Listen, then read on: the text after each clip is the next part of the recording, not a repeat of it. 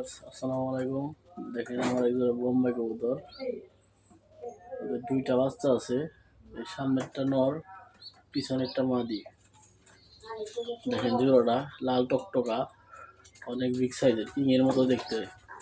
এই যে দেখেন মাদির কাছে দুইটা বাচ্চা, এই যে দেখেন দুইটা বাচ্চা নিয়ে মাদিরা বসে আছে। আর এই যে নরটা নিয়ে দাঁড়িয়ে আছে।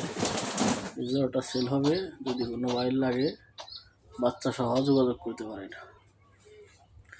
এই দেখেন দুইটা বাচ্চা আছে।